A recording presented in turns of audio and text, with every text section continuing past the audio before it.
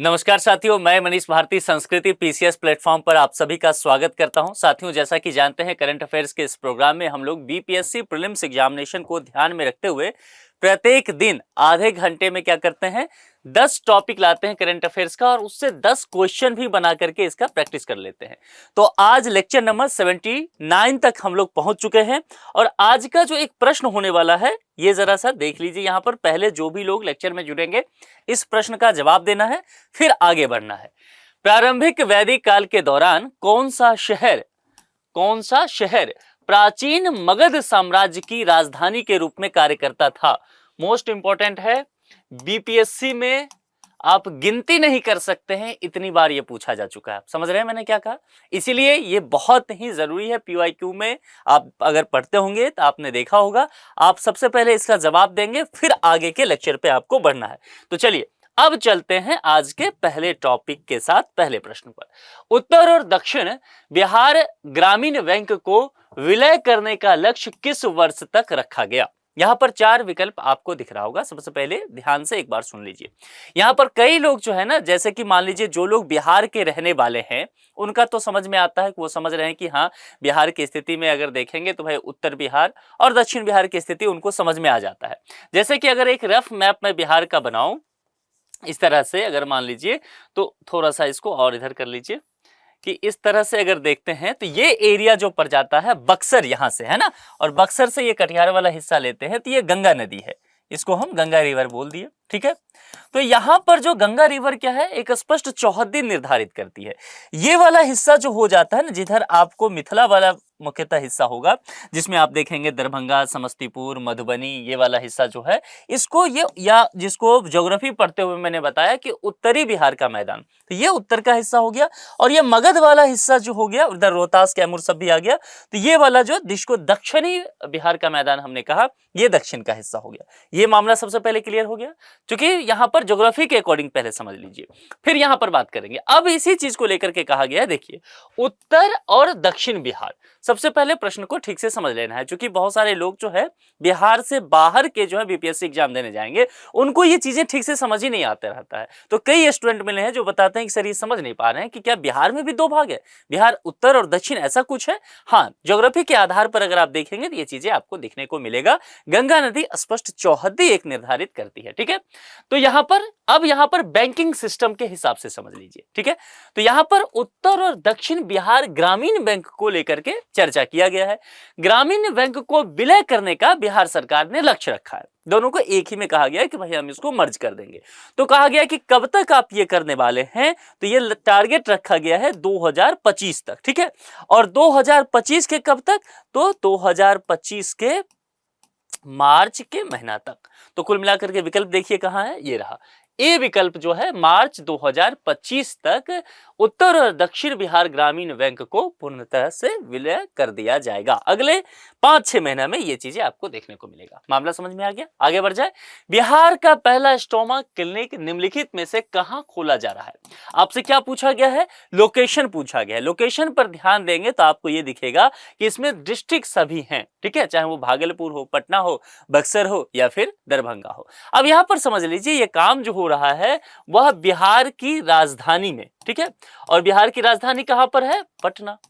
तो जाहिर सी बात है, यहां विकल्प में देखिए पटना है, ये देखिए बी पे है।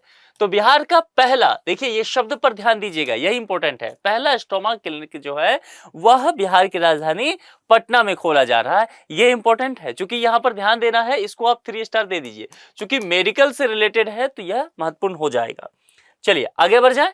बिहार से पहले मेडिकल की पढ़ाई को हिंदी में शुरू करने वाला राज्य कौन बना था? आप ध्यान दीजिए, यहां पूछा क्या गया है, आपसे यह नहीं पूछा गया है कि बिहार ने जो मेडिकल की पढ़ाई हिंदी में शुरू किया है, आपसे पूछा गया है कि बिहार से पहले किसने ये काम को किया है। इस तरह के प्रश्न पूछे जाएंगे।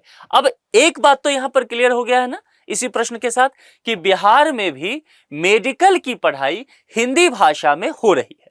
अगर आपको ध्यान होगा तो हाल ही में 13 नवंबर को प्राइम मिनिस्टर नरेंद्र मोदी साहब जो है दरभंगा गए।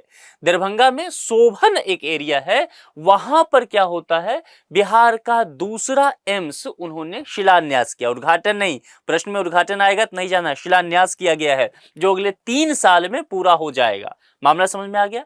अब यहां पर ध्यान दीजिए, तो यहीं पर बातें की गई। जब आप प्राइम मिनिस्टर का वो स्पीच सुनेंगे जो उन्होंने दरभंगा में दिया, तो वहां पर वो कहते हुए भी नजर आए कि हमने देश भर के मेडिकल कॉलेज में जो है हिंदी में पढ़ाई की व्यवस्था शुरू करवाई है, ताकि जो गरीब के बच्चे हैं, जो बहुत ऐसे इंग्लिश मीडियम या प्राइवेट स्कूल नहीं जा पाए हैं, जो इंग्लिश में बहुत प्रखर नहीं है, लेकिन मेडिकल का ज्ञान उनको अच्छा है, तो वो पीछे ना रह जाए, वो भी डॉक्टर बन जाए। मामला समझ में आ गया। यानी कि बिहार में हिंदी की पढ़ाई हो रही है मेडिकल में। तो आपसे यह पूछा गया है कि इससे पहले ये काम करने वाला कौन सा राज्य है। देखिए, इस मामले में सबसे अव्वल जो रहा था ना, वो मध्य प्रदेश रहा था, और मध्य प्रदेश जो है सबसे पहले अपने यहाँ मेडिकल की पढ़ाई हिंदी में शुरू करवा दिया था। वहां तो इंजीनियरिंग की पढ़ाई भी हिंदी में हो रही है, तो ये चीजें आपको ध्यान में रखना है। ठीक है, आगे बढ़ जाए। निम्नलिखित में से किस शहर में बिहार का पहला, यहां पर ध्यान देना है, पहला पुरावशेष संरक्षण प्रयोगशाला कहां बनाया जा रहा है। 4 विकल्प आपको यहां पर दिखता हुआ नजर आ रहा है। अब देखिए, ये जो काम किया जा रहा है ना, वह एक म्यूजियम में हो रहा है। यहां पर क्या दिख रहा है आपको, पुरावशेष संरक्षण प्रयोगशाला। तो ये प्रयोगशाला देखकर के ये मत समझ लेना है कि किसी साइंटिस्ट की बात की जा रही है कोई लेबोरेटरी में, हालांकि है कुछ वैसा ही। तो ये जो पटना म्यूजियम है, तो पटना म्यूजियम में ही बिहार सरकार ने क्या किया है कि यह तय किया है कि पुरावशेष संरक्षण प्रयोगशाला वहीं स्थापित कर दो। तो ये आपको डी विकल्प के साथ यहां पर जाना है।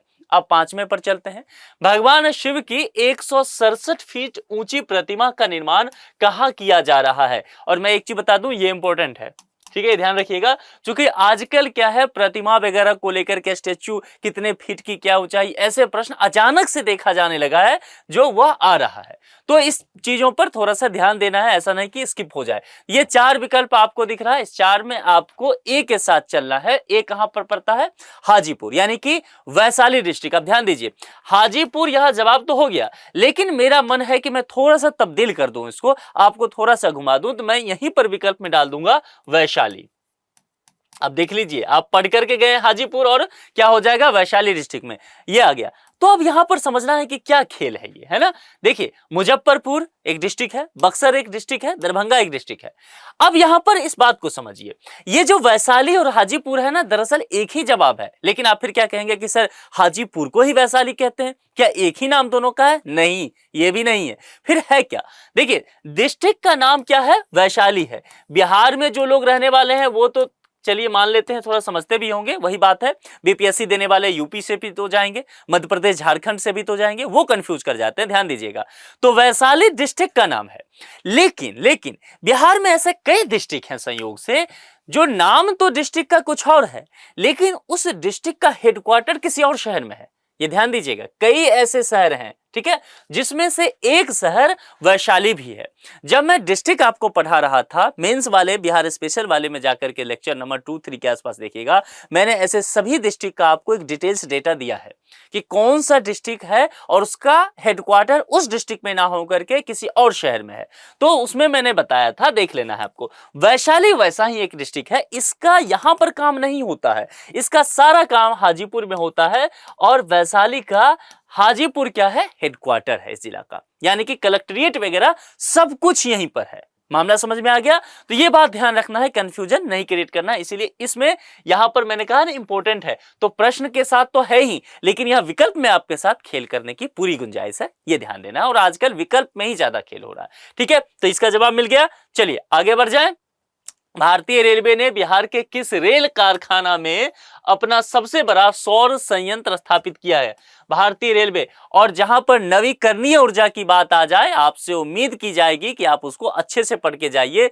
यह काम जो भारतीय रेलवे के द्वारा किया गया है वह जमालपुर रेल कारखाना में, कहां पर, जमालपुर रेल कारखाना, बी विकल्प के साथ आपको जाना है। यहां पर अपना सबसे बड़ा जो है सौर संयंत्र स्थापित किया गया है भारतीय रेलवे के द्वारा। चलिए, बिहार लघु उद्यमी योजना के तहत गरीब परिवारों को स्वरोजगार के लिए कितने रुपये की आर्थिक सहायता दी जाएगी। है ना, कितना अमाउंट देने की बात की गई है, आपको यहां पर विकल्प में दिख रहा होगा।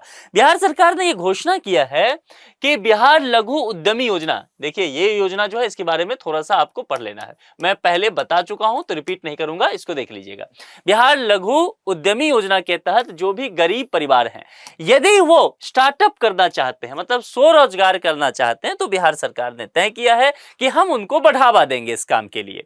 और इस काम के लिए सरकार ने तय किया है कि चूंकि देखिए यहां पर अमाउंट क्या मैंने कहा 2 लाख, आप कहेंगे सर 2 लाख में कौन सा स्टार्टअप हो रहा है, तो योजना पर भी तो ध्यान देना है भाई साहब आपको, क्या है लघु उद्यमी योजना। अब मुझे बताइए, आपने इकोनॉमी पढ़ा है, तो लघु उद्यमी योजना इस सब किसके तहत आएगा, एमएसएमई सेक्टर के तहत, ठीक है। तो यहां पर इसके लिए 2 लाख रुपए की बात की गई है, एक आर्थिक सहायता दिया जाएगा बिहार सरकार के साथ। स्वदेश दर्शन 2.0 योजना इंपॉर्टेंट है, इसको 4 स्टार लगा दीजिए, के तहत बिहार के कितने स्थलों को शामिल किया गया है। आपसे मैं उम्मीद करता हूं कि आप मुझे ये जरा कमेंट बॉक्स में लिख करके बताएंगे। क्या कमेंट बॉक्स में लिख करके बताएंगे, स्वदेश दर्शन 2.0 योजना क्या है, मैंने एक बार बताया हुआ है आपको। तो आज जरा देखते हैं कितने लोग सही जवाब इसका देते हैं। देखिए इस योजना के तहत जो है यहां पर आपसे पूछा गया है कि कितने स्थलों को, तो कुल मिलाकर के 4 स्थलों को इसमें शामिल किया गया है। मैं नाम भी बता देता हूं ताकि आप जो है ध्यान रखें इस चीजों को, चूंकि मैंने कहा ना ये इंपॉर्टेंट है, यहां से ये चीजें पूछा जा सकता है। पहला जो है आप ध्यान रखिएगा गया, ठीक है। नाम देखिए क्या है योजना का, स्वदेश दर्शन, अपने देश को देखना। तो जाहिर सी बात क्या है, अगर हम योजना को ठीक से देखें ना तो हम बहुत जानकारी नहीं है भी है, हम उसको पढ़ के नहीं भी आए हैं तब भी हम सही जवाब तक पहुंच जाएंगे। तो यहां पर जाहिर सी बात है हम ये मान के चलते हैं, वैसे जवाब आप लोग को देना है कमेंट में, लेकिन मैं आपको हिंट दे रहा हूं कि ये पर्यटन से संबंधित हो सकता है।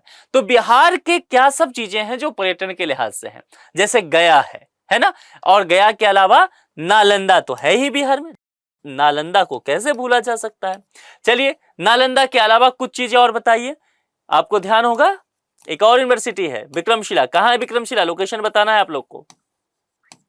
नालंदा में नहीं है विक्रमशिला, वैसे मिथिला में है, तो बताइए कहां पर है ये डिस्ट्रिक्ट का नाम, आप मुझे कमेंट बॉक्स में लिख करके बताएंगे। और इसके बाद और कौन सा पर्यटन स्थल बिहार में है जो काफी प्रसिद्ध है, मिथिला की तरफ ही चलिए, कहां है, सीतामढ़ी, नेपाल बॉर्डर की तरफ चलना पड़ेगा। सीतामढ़ी, मां जानकी सीता का जो जन्म है कहा जाता है वह इसी मिट्टी से हुआ था। तो यहां पर 4 विकल्प के साथ आपको जाना है। मुझे इस योजना के बारे में उम्मीद करता हूं कि आप जरूर बताएंगे डिटेल से, वैसे मैंने बता ही दिया है। बिहार का पहला ओडीएफ प्लस मॉडल प्रखंड किसे घोषित किया गया है, 4 विकल्प हैं, और इसको मैं 4 स्टार नहीं बल्कि 5 स्टार देना पसंद करूंगा क्योंकि ये इंपॉर्टेंट है, आप ध्यान रखिएगा। मैं मान के चल रहा हूं कि ये प्रश्न शायद पूछा जा सकता है। और बिहार का पहला ओडीएफ प्लस मॉडल प्रखंड को लेकर के पूछा गया है, ध्यान रखिएगा। तो इस प्रखंड की बात करेंगे तो इसका नाम है, यहां पर देखेंगे, इस्माइलपुर प्रखंड, और ये भागलपुर में। कई बार आपसे ये पूछा जा सकता है स्टेटमेंट में कि ये किस डिस्ट्रिक्ट में है, तो भागलपुर और इस्माइलपुर प्रखंड, ठीक है। आगे बढ़ जाए, चलिए बिहार का पहला वन्य जीव अस्पताल किस जिला में खोला जा रहा है, क्या पूछा गया है, पहला, एक तो ध्यान रखिएगा इसीलिए इंपॉर्टेंट हो गया, और क्या है, वन्य जीव अस्पताल यहां पर, और किस डिस्ट्रिक्ट में, ये आपसे लोकेशन पूछ लिया गया है। लोकेशन के साथ साथ डिस्ट्रिक्ट का नाम तो हमें ध्यान ही रखना है, लेकिन उसके अलावा हमें यह भी देखना है कि किस जगह पे।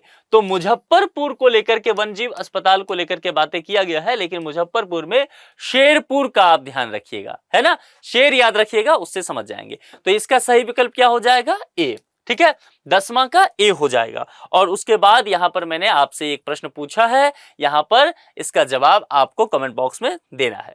तो कुल मिलाकर के आज का 10 टॉपिक आपने देख लिया, बेहद दिलचस्प था। कहीं टॉपिक जो इसमें है वह बहुत इंपॉर्टेंट है, तो समय कम है अब एग्जाम के लिहाज से देखेंगे, तो अच्छे से तैयारी करते रहिए और तैयारी को और थोड़ा धारदार बनाइए। उम्मीद करता हूं कि आपको जो मैं पढ़ा रहा हूं वह आपके लिए लाभकारी सिद्ध हो रहा होगा। अपने जो भी विचार है, राय मशविरा है, कुछ और हेल्प चाहिए, कुछ और बातें कहनी है, कमेंट बॉक्स आपके लिए ओपन है, खोला है, आप उसमें कमेंट करके लिख सकते हैं।